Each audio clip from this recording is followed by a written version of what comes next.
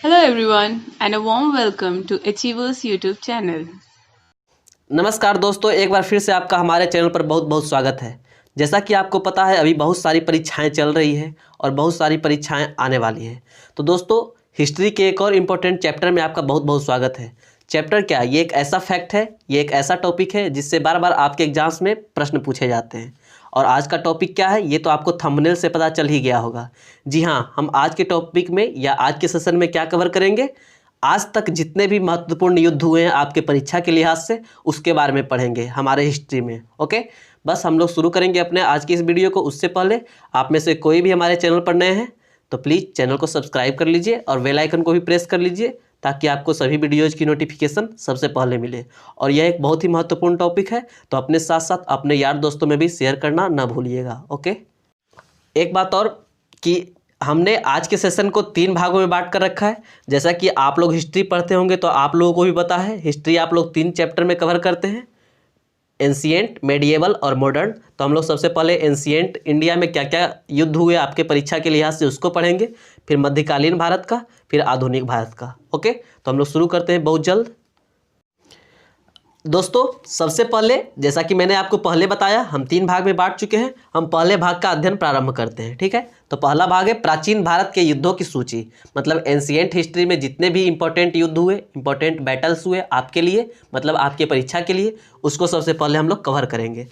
इस लिस्ट में हमारे पास सबसे पहला आया है हाइडेस्पीज का युद्ध। ओके दोस्तों, एक बात और आप लोग ध्यान दीजिएगा कि जितने भी युद्ध हैं क्रोनोलॉजिकल ऑर्डर में है। इसका मतलब जो युद्ध सबसे पहले हुआ है उसके बाद हम लोग अप टू डेट होते आए हैं। ओके, ठीक है, तो पहले युद्ध को देखते हैं, हाइडेस्पीज का युद्ध। आप लोग अब जल्दी से हमारे साथ प्राचीन भारत में चलिए, जिस समय मौर्य वंश का शासन के पूर्व मगध साम्राज्य की स्थापना हो चुकी थी। नंद वंश के शासक घनानंद का शासनकाल चल रहा था। उस समय आपको याद हो कि जब खैबर दर्रा किधर है? भारत के उत्तर पश्चिमी क्षेत्र में है। उधर से सिकंदर सोच रहा था कि चलो भाई हम इंडिया में इंटर करते हैं, और पहले तो इंडिया पाकिस्तान एक ही था, हम सब एक थे। तो हाइडेस्पीज का युद्ध उधर ही हुआ। किस नदी के किनारे हुआ? झेलम नदी के किनारे। मोस्ट इंपॉर्टेंट आपसे पूछा जाता है कि हाइडेस्पीज का युद्ध किस नदी के किनारे हुआ है, तो झेलम नदी के किनारे। ओके, इसको एक और नाम से जानते हैं, बितस्ता के युद्ध के नाम से जानते हैं। ठीक है, लेकिन हाँ, एक बात आप लोग ध्यान रखिएगा, मैंने घनानंद का चर्चा जरूर किया, लेकिन यह युद्ध घनानंद और सिकंदर के बीच नहीं हुआ, बल्कि यह युद्ध सिकंदर और पंजाब के राजा पुरु के बीच हुआ। ठीक है, और सिकंदर ने राजा पुरु को पराजित किया, ऐसा उसका इतिहास कहता है। लेकिन हमारे इतिहास के हिसाब से कुछ और है। खैर छोड़िए, आपके एग्जाम्स में जो प्रश्न पूछे जाते हैं उसको आपको देखना है, चाहे हमारा इतिहास कुछ बोले चाहे हम लोग कुछ बोले। ओके, तो हाइडेस्पीज का युद्ध कब हुआ? 326 ईस्वी पूर्व। इसमें विजयी कौन हुआ? सिकंदर। किस नदी के किनारे हुआ? झेलम नदी के किनारे। और उस समय मगध साम्राज्य में किसका शासन चल रहा था? घनानंद का। इतनी सारी बातें आपको याद रखना है। ओके, एक बात और मेरा आपसे निवेदन है कि प्लीज़ आप लोग कॉपी अपने पास रखें। ठीक है, अपना नोटबुक अपने पास रखें, और जो और मैं एक्स्ट्रा फैक्ट्स आपको बताता हूँ वो आप उस पर लिखते जाएं, आपके लिए बहुत ही फायदेमंद होगा। ओके, तो हम लोग हाइडेस्पीज का युद्ध कर लिए कब? 326 ईस्वी पूर्व में। उसके बाद जो आपके एग्जाम्स के दृष्टिकोण से महत्वपूर्ण युद्ध है वो है कलिंग युद्ध। कौन सा? कलिंग युद्ध। ये कब हुआ? 261 ईस्वी पूर्व। तो आप लोग कंफ्यूज नहीं होइएगा, ये भी क्रोनोलॉजिकल ऑर्डर ही है। यदि हम लोग ईसा से पहले की बात करें तो जिस तरह से आप लोग मैथ में पढ़ते हैं नंबर सिस्टम, नंबर लाइन पर कि 0 से इधर जाते हैं, तो वही जिधर जितना बढ़ोगे इधर उतना ही निगेटिव होता जाएगा, मतलब छोटा होता जाएगा, और जितना इधर बढ़ोगे उतना ही हल्का सा बड़ा होते जाएगा। तो यही होता है जब आपका जो BC होता है, ईसा पूर्व, उसके पहले में आपको जो बड़ी अंक दिखेगी वो वास्तव में बड़ी नहीं होती, वो छोटी होती है। ओके, इतना तो आप लोग जरूर समझदार होगे, मैं बेकार इसमें फंसा हूँ। चलिए हम इस युद्ध को देखते हैं, कलिंग युद्ध। कलिंग युद्ध के बारे में आपको अवश्य पता होगा, और सबसे पहले कलिंग युद्ध की बात आई है तो अशोक की बात भी आना जरूरी है। तो ये आपसे हमेशा प्रश्न पूछा जाता रहा है कि कलिंग युद्ध अशोक के किस शिलालेख में है, मतलब कलिंग युद्ध का वर्णन अशोक के किस शिलालेख में किया गया है? तो अशोक के 13वें शिलालेख में। किसमें? अशोक के 13वें शिलालेख में कलिंग युद्ध का वर्णन किया गया है। ठीक है, और इस युद्ध में अशोक ने कलिंग के राजा को पराजित किया। ओके, और आपको याद हो, आपने कहीं कहानी पढ़ी होगी कि जब कलिंग को जीतने गया था अशोक, जब उसके राजा को पराजित कर चुका था या उसकी हत्या कर चुका था, उसके बाद उसकी बेटी पद्मा आ जाती है अशोक से मुकाबला करने के लिए। तब अशोक अपना हथियार डाल देता है मतलब हथियार डाल देता है। कहने का मतलब कि ये नहीं कि वो झुक जाता है, क्योंकि एक बार और ऐसा बात हुई थी, अशोक छोड़ चुका था लड़ाई करना, युद्ध करना, तो कुछ लोग सोच रहे थे कि चलो भाई अब अशोक शांत हो चुका है, तो उसने एक बार बोला था कि देखो मैंने अपना मतलब सांप जो है डसना छोड़ दिया है, फुफकारना नहीं भूला है। ओके, ऐसा करके उसने धमकी भी दी थी।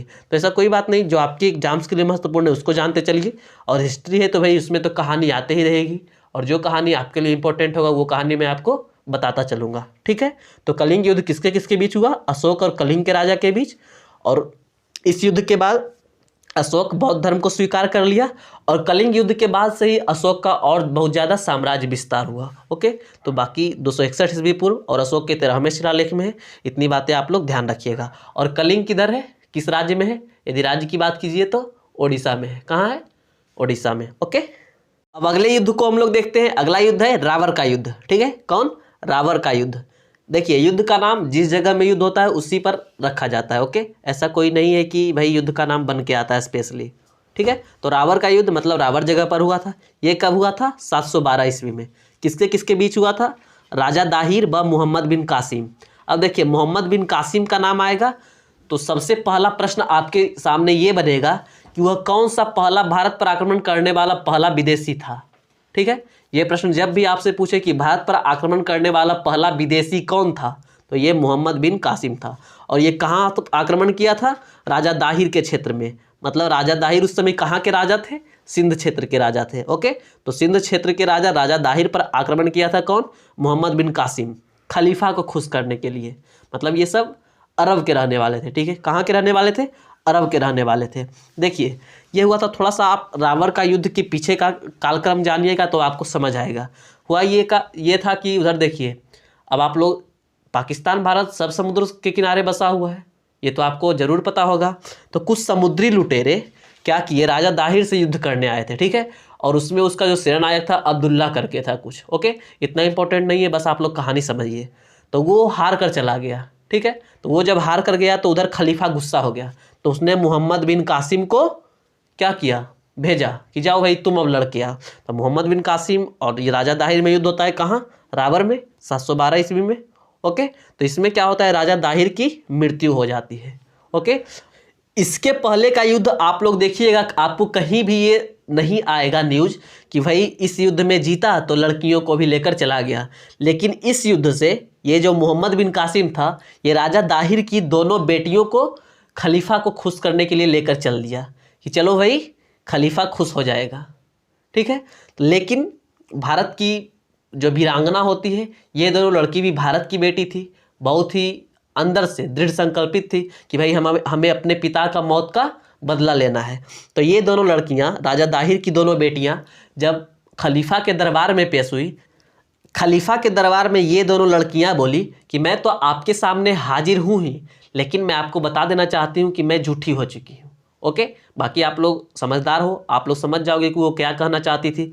तब वो खलीफा पूछा कि कौन है ये, कौन ऐसा गुस्ताखी किया है? तो उसने फटाक से मोहम्मद बिन कासिम का नाम लिया, और तुरंत उस समय मोहम्मद बिन कासिम को मरवा दिया गया। किसके द्वारा? खलीफा के द्वारा। ठीक है, और ये सारी बातें चचनामा पुस्तक में लिखी हुई है। ठीक है, मैं कोई मनगढ़ंत कहानी नहीं बता रहा हूँ, आप लोग चाहो तो देख सकते हो चचनामा पढ़ के। ठीक है, लेकिन आपको समझ नहीं आएगा। ओके, चलिए, अब चचनामा के लेखक कौन है ये मैं नहीं बताऊंगा, आपको कमेंट करके बताना है। तो चलिए आप लोग शुरू हो जाइए और कमेंट करके जल्दी से बताइए कि चचनामा के लेखक कौन है। और आई होप कि आपको ये कहानी जरूर पसंद आई होगी। तो प्लीज़ भारत के वीरों के नाम पर, भारत की वीरांगना के नाम पर एक लाइक कर दो। ओके, चलिए अब अगले युद्ध को हम लोग देखते हैं। ये दोनों युद्ध भी बहुत ही फेमस हुआ इतिहास में। ठीक है, कौन सा युद्ध है? तराइन का प्रथम युद्ध और तराइन का द्वितीय युद्ध। किसके किसके बीच हुआ ये तो आपको बताना ही नहीं है। क्यों? क्योंकि आपको याद होगा। अच्छा, एक बात और, इन दोनों युद्धों के बारे में जानने से पहले आप लोग रावर के युद्ध के बारे में एक और फैक्ट जान लीजिए कि इस युद्ध के बाद ही विदेशी लोग भारत में आना शुरू हो गए थे। ठीक है, ओके, अब चलिए अब तराइन के युद्ध के बारे में जानते हैं कि तराइन का युद्ध किसके किसके बीच हुआ था। तो तराइन का प्रथम युद्ध और तराइन का द्वितीय युद्ध दोनों एक साल के अंतर पर हुआ था।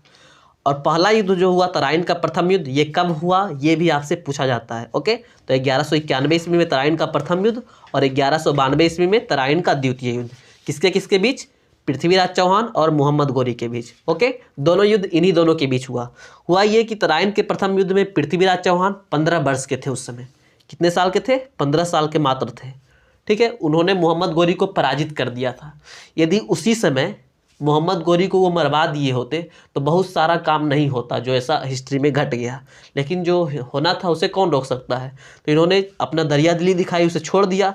लेकिन फिर अगला साल मोहम्मद गोरी अपना पूरा अटैक किया, पूरा दलबल के साथ। ठीक है, मतलब अगले साल मात्र 16 वर्ष की उम्र में मोहम्मद गोरी को पराजित कर दिया, पृथ्वीराज चौहान को पराजित कर दिया गया मोहम्मद गोरी के द्वारा।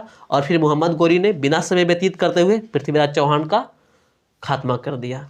ओके, ये आप लोग ध्यान रखिए। देखिए कितने कम उम्र के थे, मात्र 16 साल की उम्र में मोहम्मद गोरी से पृथ्वीराज चौहान वीर गति को प्राप्त हुए। ओके, चलिए, तो तराइन का प्रथम युद्ध कब हुआ, किस लिए हुआ, किसके किसके बीच हुआ, और इसमें भी आप लोगों को ध्यान रखना है। ओके, 1191 और 1192। और हाँ, एक बात मैं और बताता हूँ, जहाँ जहाँ ट्रिक्स की ज़रूरत होगी उधर आपको ट्रिक्स भी दिया जाएगा। ओके, इसलिए बेफिक्र रहिए, हमारे साथ बने रहिए। आई होप कि आपको मज़ा आ रहा होगा, और यदि मज़ा आ रहा है तो जो करना है कीजिए। वीडियो को फैला भी सकते हैं आप लोग, मुझे वाकई एतराज़ नहीं होगा।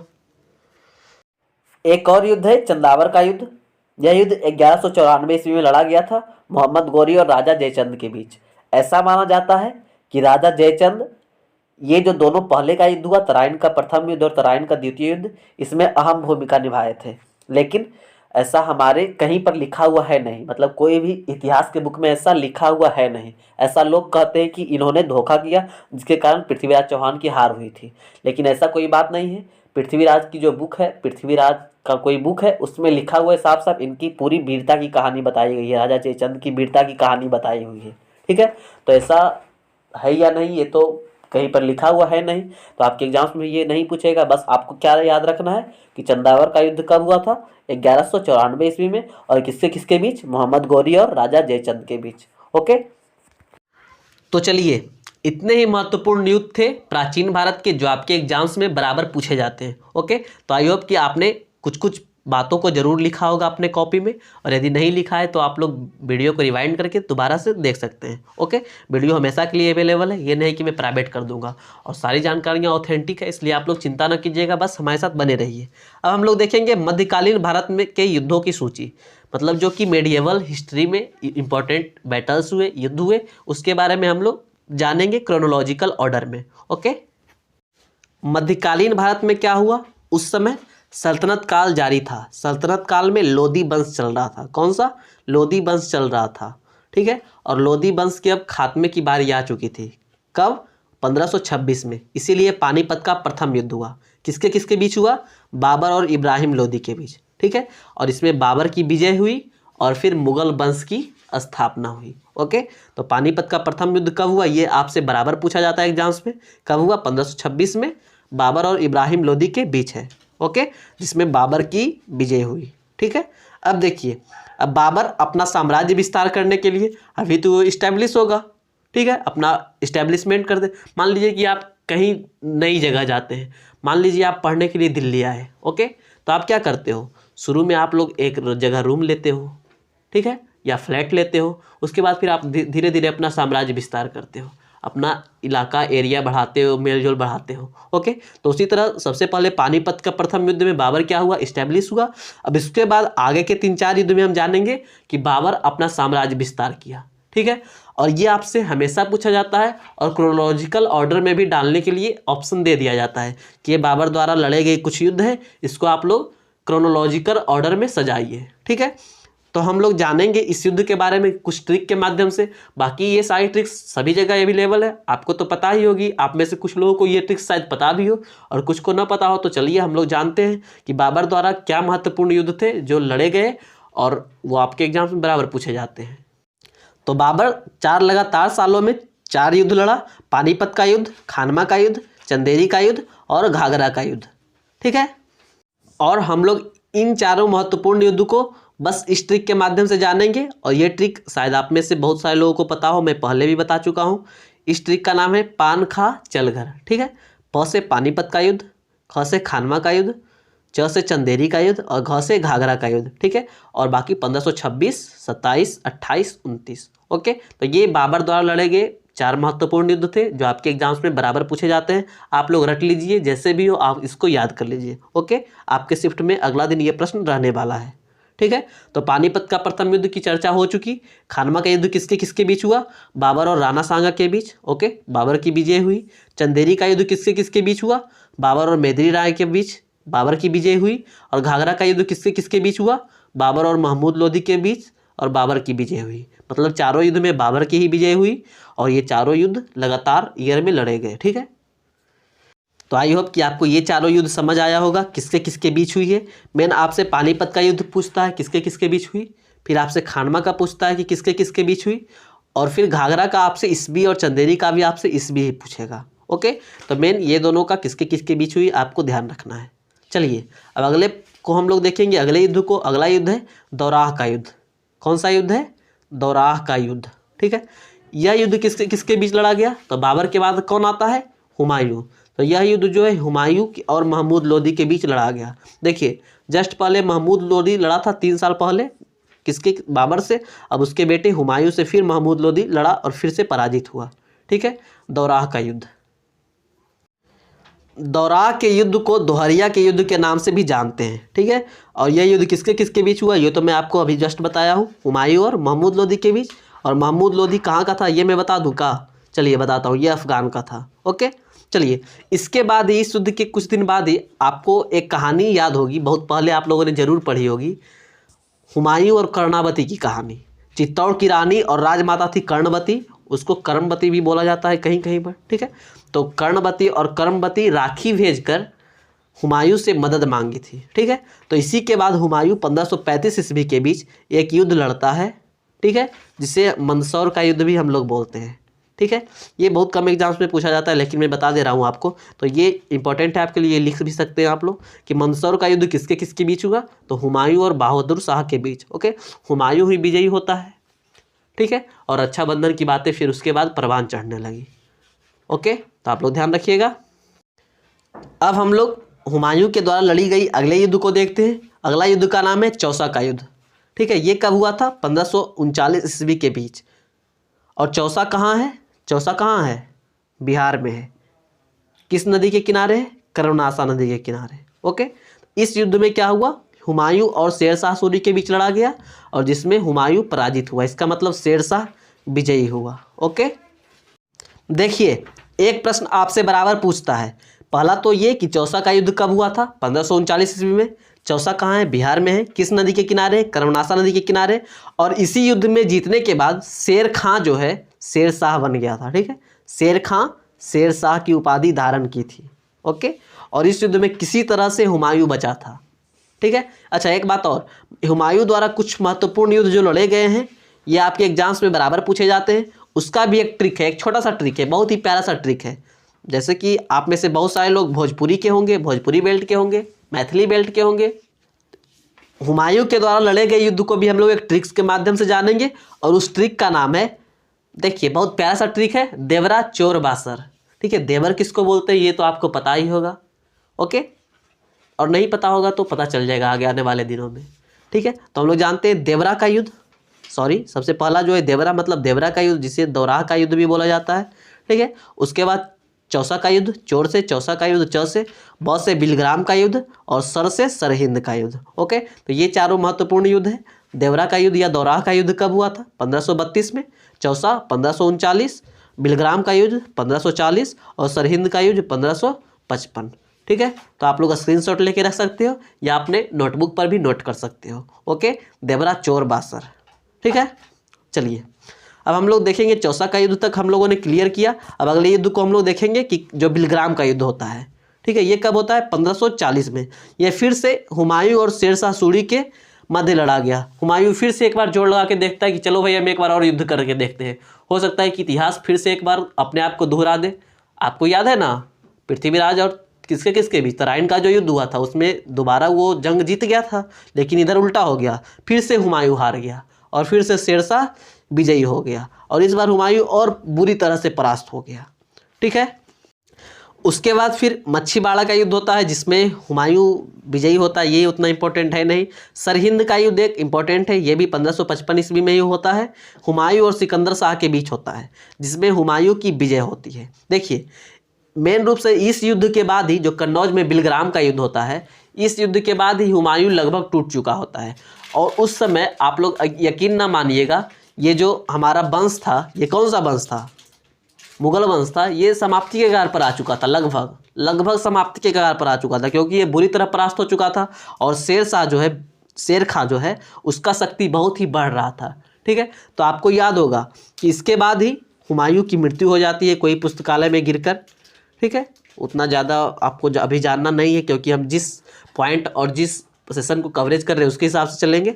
तो हुमायूं की मृत्यु हो जाती है। उसके बाद आप लोगों को पता होगा कि अकबर को बैरम खां के संरक्षण में रखा जाता है, और उसके बाद अकबर को अफगानिस्तान की तरफ भेज दिया जाता है कि चलो भाई काबुल में रहकर अभी तुम रक्षा करो। और इधर जो है कौन, शेरशाह, इसकी शक्ति में बढ़ोतरी होती रहती है। ठीक है, और इसी के बाद एक युद्ध होता है पानीपत का द्वितीय युद्ध, किसके किसके बीच, अकबर और हेमू के बीच। किसके किसके बीच, अकबर और हेमू के बीच, जो कि बहुत ही महत्वपूर्ण युद्ध होता है फिर से मुगल सत्ता को मजबूत करने में।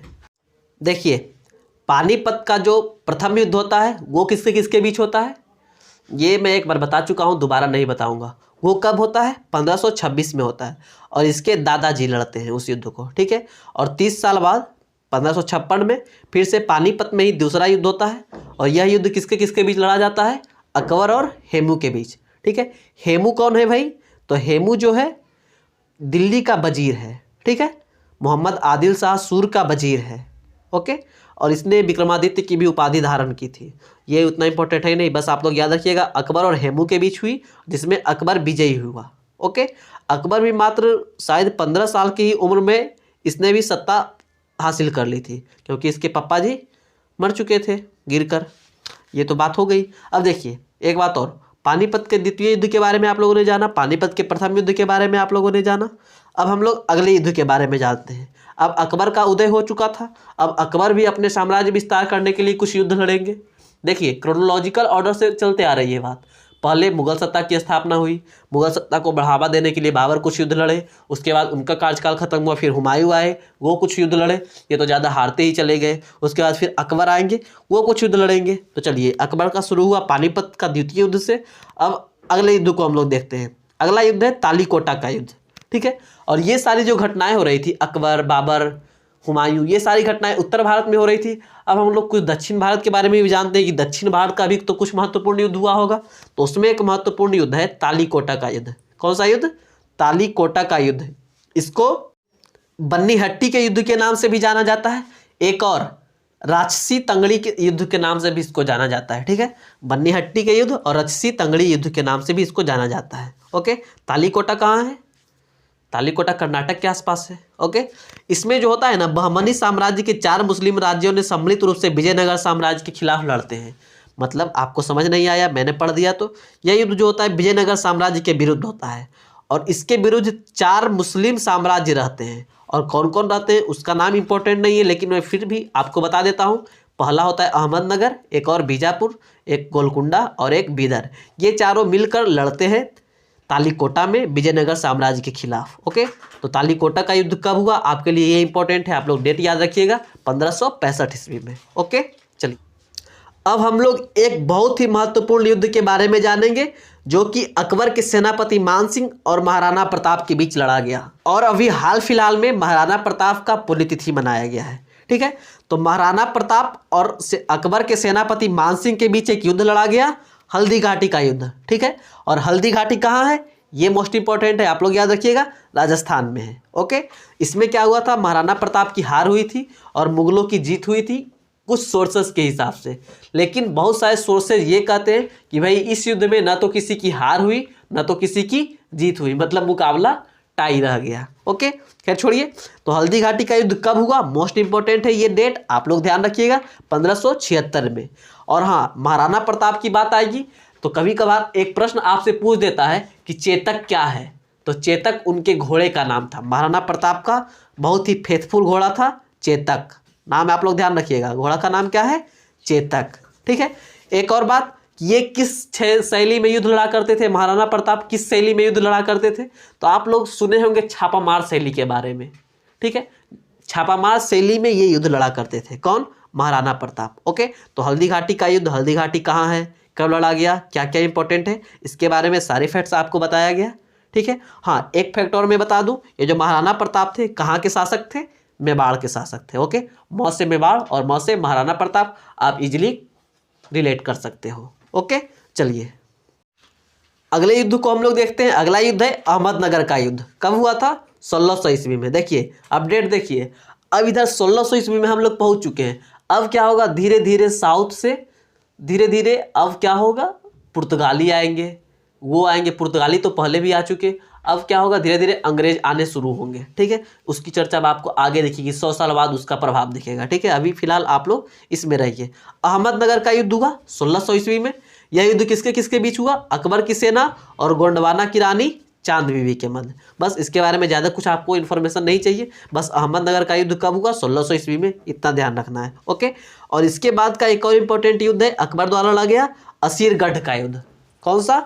असीरगढ़ का युद्ध। और ये कब लड़ा गया? 1601 ईस्वी में। यह युद्ध इसलिए महत्वपूर्ण है क्योंकि आपके एग्जाम्स में बराबर प्रश्न पूछे जाते हैं कि अकबर द्वारा लड़ा गया अंतिम युद्ध या अकबर का अंतिम अभियान कौन सा था? तो असीरगढ़ का युद्ध जो था यह अकबर का अंतिम अभियान था। ओके, यह युद्ध अकबर और मियाँ बहादुर के मध्य, या मीरन बहादुर कहीं कहीं लिखता है, उसके मध्य हुआ था। ठीक है, जिसमें अकबर विजयी हुआ। ओके, अब देखिए अकबर के बाद कौन आएगा? अब अकबर के बाद जहांगीर का शासनकाल शुरू हुआ। ठीक है, जहांगीर के शासनकाल में ऐसा कोई इंपॉर्टेंट युद्ध नहीं है जो आपके एग्जाम्स में पूछे जाते हैं। ओके, अब उसके बाद जहांगीर के बाद ताजमहल वाले शाहजहां साहब आते हैं, और उसके बाद शाहजहां के 4 पुत्र होते हैं, और ये चारों पुत्र आपके परीक्षा के दृष्टिकोण से बहुत ही महत्वपूर्ण है। चारों का नाम मैं बताता हूँ तब आपको समझ आएगा। औरंगजेब, दारा शिकोह, शाह शुजा और मुराद। ठीक है, ये गली बॉय वाला मुराद नहीं है। ओके, ये दूसरा मुराद है।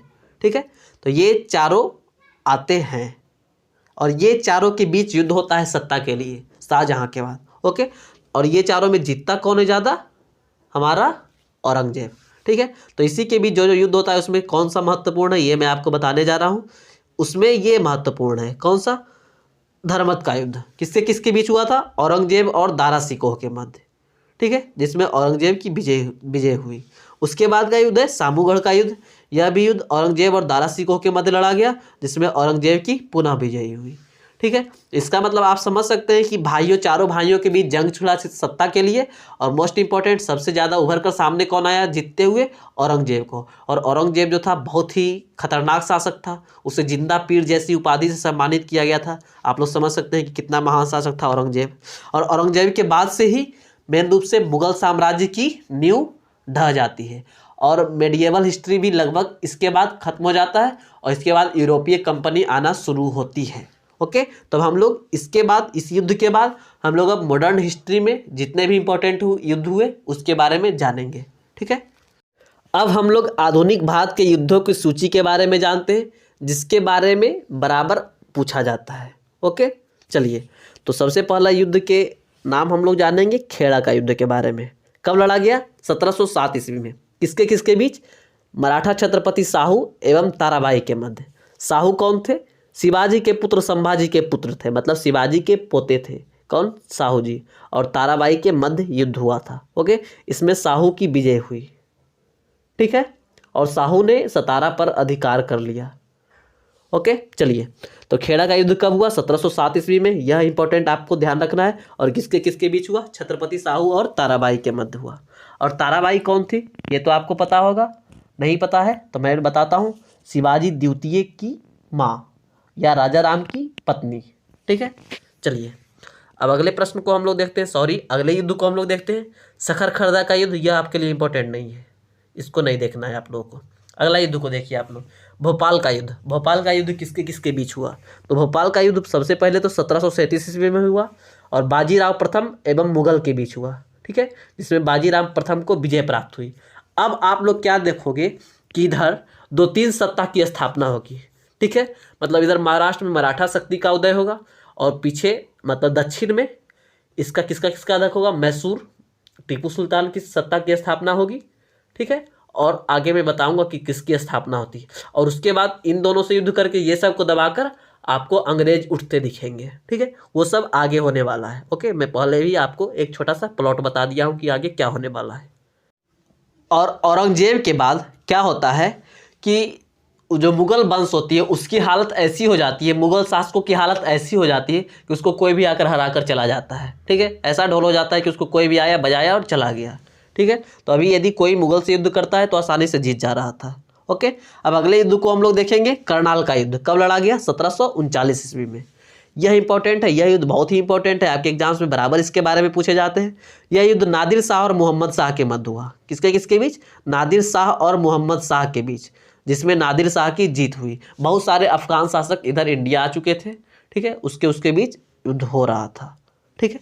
अगले युद्ध को हम लोग जानेंगे, गिरिया का युद्ध। मोस्ट इंपॉर्टेंट नहीं है, बस आप लोग ध्यान रखिए कि किसके किसके बीच होता है। सरफराज खां और अलीवर्दी खां के बीच। इस युद्ध में अलीवर्दी खां की जीत होती है। 1740 में हम लोग पहुंच चुके हैं। ओके, ठीक है। ये उतना इंपॉर्टेंट है नहीं, आप नहीं भी याद रखोगे तो काम चल जाएगा।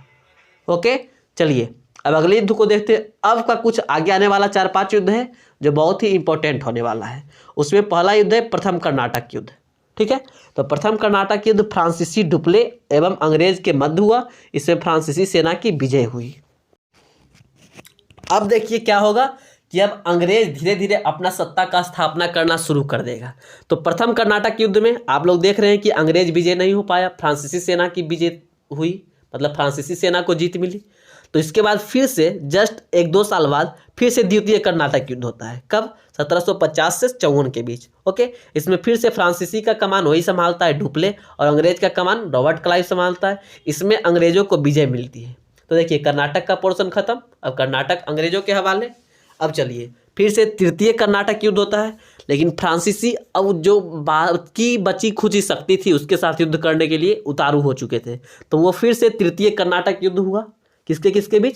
फ्रांसीसी, काउंट लाली या लैली और अंग्रेज के बीच। ओके, जिसमें फिर से अंग्रेजों की जीत हो जाती है और इस तरह से फ्रांसीसी का सफाया। ओके, चलिए एक और अभी और आपको दिखेगा। अभी पूरी तरह से व्हाइट वाश नहीं हुआ है, अभी कुछ देर बाद, कुछ साल बाद इसका पूरी तरह से व्हाइट वाश होगा। जैसे अब हम लोग आएंगे मोस्ट इंपॉर्टेंट युद्ध के बारे में, जो मेन रूप से अंग्रेजी सत्ता की स्थापना कर दी इंडिया में। प्लासी का युद्ध किसके किसके बीच होता है?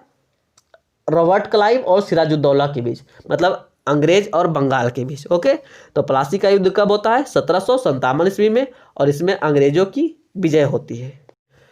अगले युद्ध को देखने के पहले हम लोग एक फिल्म का नाम जानेंगे।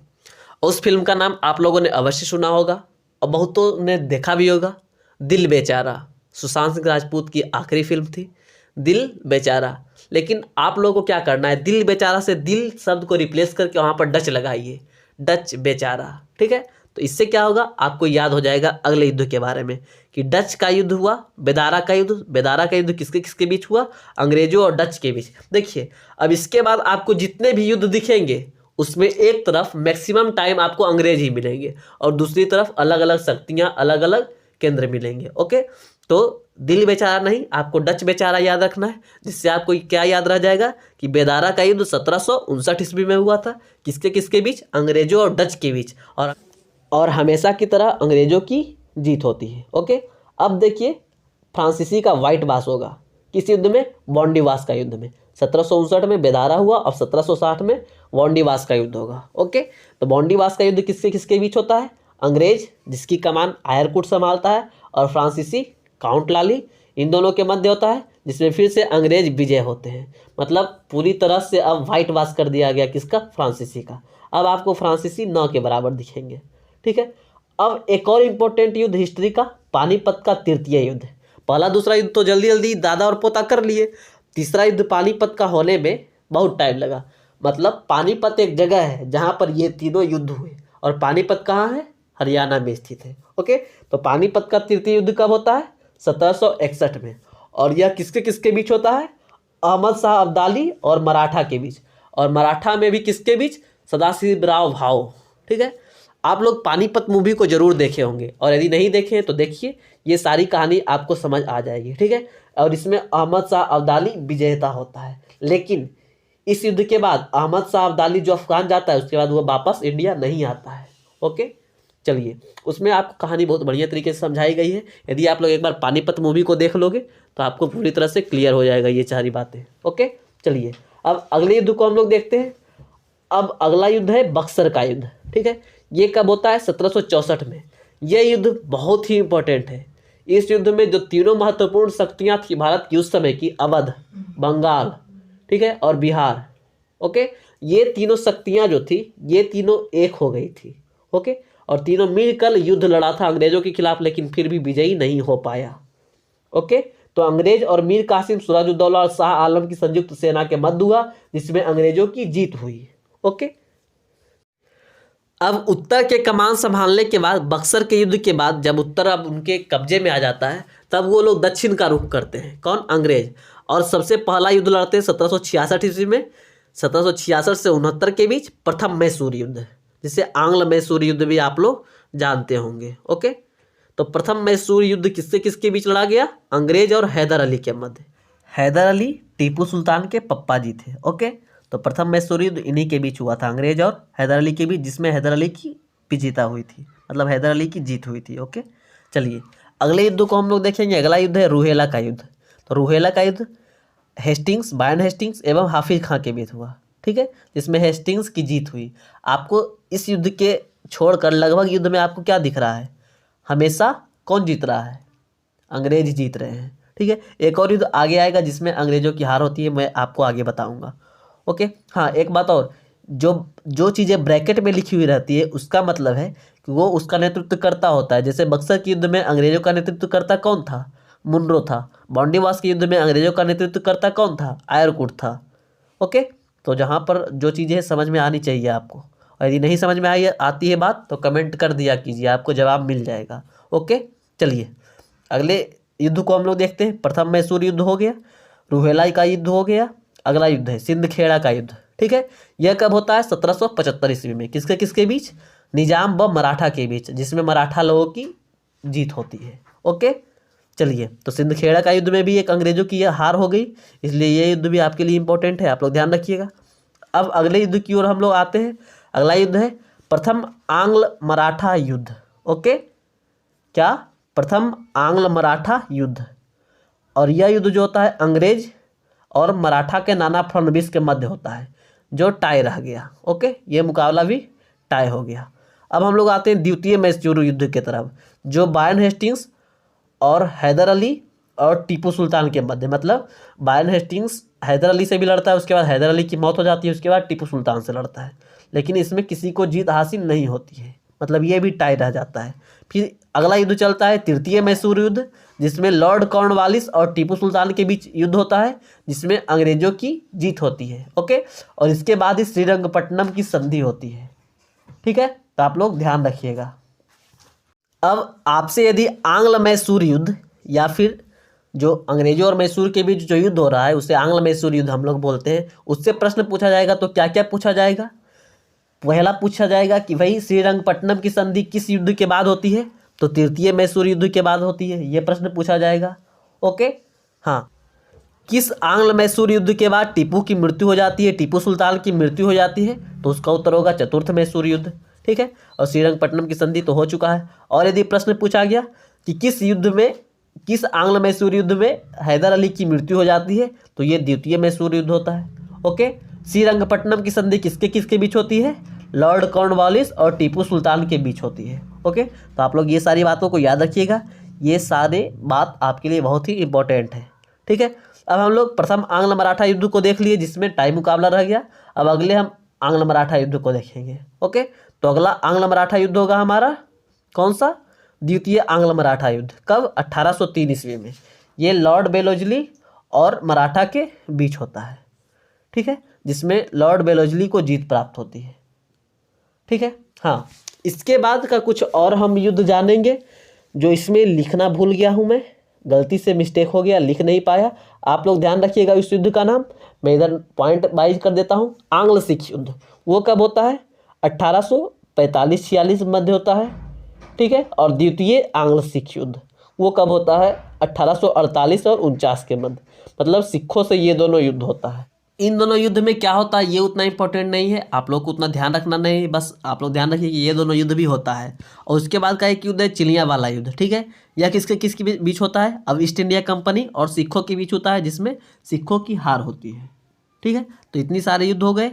अब हम लोग आएंगे, इसके बाद हमारा देश स्वतंत्र होता है, बहुत सारी लड़ाइयाँ लड़ी जाती है, मतलब आज़ादी की लड़ाइयाँ लड़ी जाती है। तो वो सब युद्ध नहीं हुई, वो स्वतंत्रता संग्राम हो गए, वो अलग से आपको चैप्टर पढ़ाया जाएगा।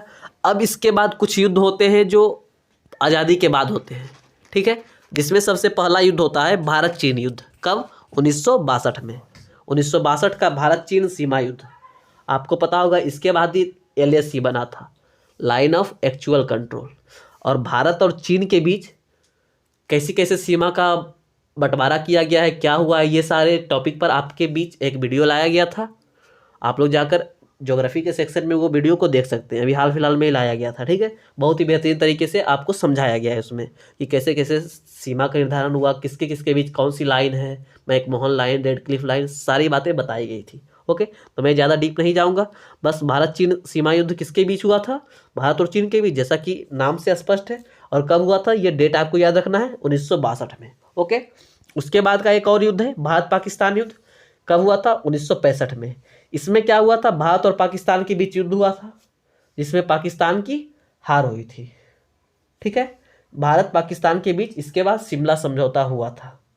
ओके, उसके बाद एक और युद्ध होता है 1971 में भारत और पाकिस्तान के बीच, ठीक है। जिसमें क्या होता है, मोस्ट इंपॉर्टेंट बात होती है कि पाकिस्तान दो भाग में बढ़ता है। जो ईस्ट पाकिस्तान था वो पाकिस्तान बन जाता है, और जो वेस्ट पाकिस्तान था वो बांग्लादेश बन जाता है। ओके, और अभी हाल फिलहाल में, जैसा कि आप करंट अफेयर्स को फॉलो कर रहे होंगे तो आपको पता होगा, 2021 में पाकिस्तान के मुक्ति के 50 वर्ष पूरे होने वाले हैं। सॉरी, पाकिस्तान नहीं, बांग्लादेश की मुक्ति के 50 वर्ष पूरे होने वाले हैं। और बांग्लादेश की सेना इस बार राजपथ पर परेड करने वाली है। ओके, ऐसी इंपॉर्टेंट बातों को जानने के लिए आप लोग रोजाना करंट अफेयर्स को फॉलो करते रहिए, ठीक है। उसके बाद फिर से पाकिस्तान अपनी नापाक हरकत छोड़ता नहीं है, तो एक और युद्ध होता है जो कि अब लेटेस्ट है, उसके बाद अभी तक युद्ध हुआ नहीं है, कारगिल युद्ध। कौन सा? कारगिल युद्ध। कब? 1999 ईस्वी में, ठीक है। ये भी किसके बीच? पाकिस्तान के बीच ही। ये जम्मू कश्मीर, द्रास और कारगिल क्षेत्रों में पाकिस्तानी सैनिकों को होता है, जिसमें फिर से पाकिस्तान को हार का सामना करना पड़ता है, ठीक है। तो ये अब तक के लेटेस्ट युद्ध थे। उसके बाद जो 2018, 2019 ये सारे एयर स्ट्राइक हुआ, सर्जिकल स्ट्राइक हुआ, ये सारे युद्ध नहीं है, ये हम सब का छापामार युद्ध शैली है, हम सब घर में घुसकर ठोकेंगे। ओके, तो चलिए दोस्तों, जितने भी इंपॉर्टेंट युद्ध थे उसका डिस्कशन किया गया। आई होप कि आपको समझ आया होगा। और यदि कुछ बातें आपको समझ नहीं आई होगी तो प्लीज़ आप लोग कमेंट में लिख दो, उसका उत्तर हो सके तो अगले वीडियो में मैं क्लियर करता चलूँगा। ओके, तो अपना ध्यान रखिएगा, घर पर रहिएगा। अब दवाई भी है और कड़ाई भी रखना है आप लोगों को। ओके, जहाँ भी जाइए सोशल डिस्टेंसिंग बनाए रखिए, जिधर भी जाइए आप लोग अपने सेफ्टी के साथ जाइए। मिलता हूँ आपसे अगले दिन अगले वीडियो में। जय हिंद, शिवम साइनिंग ऑफ।